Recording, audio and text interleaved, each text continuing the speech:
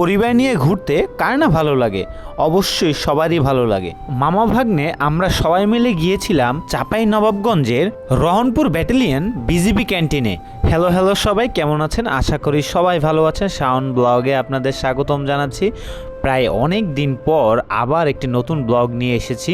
দেশের খারাপ পরিস্থিতির জন্য আমি অনেক দিন ধরে ব্লগ করতে পারিনি। এই ব্লগটি আমি যখন চাঁপাইনবাবগঞ্জে গিয়েছিলাম আমার দাদার বাড়িতে এবং দিদির বাড়িতে, তখনই ব্লগটি করা। এই রহনপুর ব্যাটালিয়ন বিজিবি ক্যাম্পটা মূলত অনেক বড়।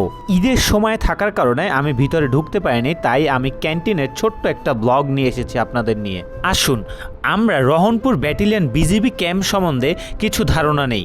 এই ক্যাম্পটি মূলত চাঁপাইনবাবগঞ্জের মহিপুর ইউনিয়নের গোবরাতলা বাজার সংলগ্ন অবস্থিত।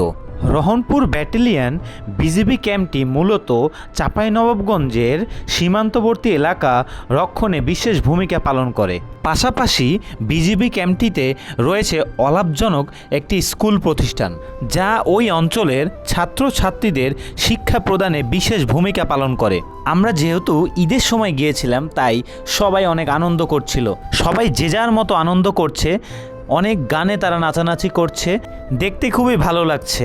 আমরা পরিবারের সবাই মিলে একসাথে বসে গল্প করছিলাম। পরিবেশটা খুবই সুন্দর। ঈদের ছুটি থাকার কারণে লোক সমাগম বেশি হয়েছে। যেহেতু ঘুরতে গিয়েছি, কিছু না খেলেই নয়, তাই আমরা বসে আমাদের খাবার অর্ডার দিয়ে দিলাম। হ্যাঁ, খাবারের আগে কিছু কথা বলি। এখানে যারা খাবার তৈরি করছে সবাই বিজিবি ব্যাটালিয়নের সৈনিক। খুবই পরিষ্কার পরিচ্ছন্নভাবে তারা খাবার তৈরি করছে।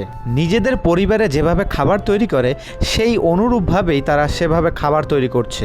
ওকে, এখন কথা বাদ দিয়ে আমরা খেয়ে নিই।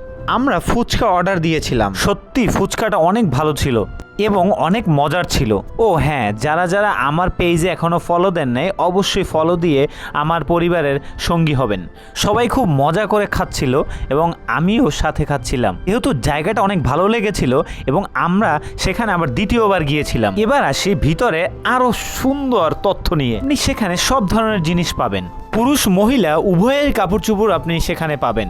বিজিবির ডিজাইন করা টি শার্টও পেয়ে যাবেন এবং আরও পাবেন মুদি মণিহারি। বিজিবির দোকান থেকে দাদা আমাকে একটা সুন্দর টি শার্ট গিফট করেছে এবং সেটা সত্যি মানসম্মত ছিল। স্পেশালি দাদাকে থ্যাংক ইউ জানাচ্ছি আমাকে একটা টি শার্ট উপহার দেওয়ার জন্য। আমার একটি চিন্তা রয়েছে, পরবর্তীতে চাঁপাইনবাবগঞ্জ গিয়ে সব সুন্দর সুন্দর এবং বিখ্যাত জায়গা নিয়ে আমি সুন্দর কয়েকটি ব্লগ বানাবো। এবার হাতে সময় না থাকার কারণে অল্প কিছু ব্লগ বানিয়েছিলাম।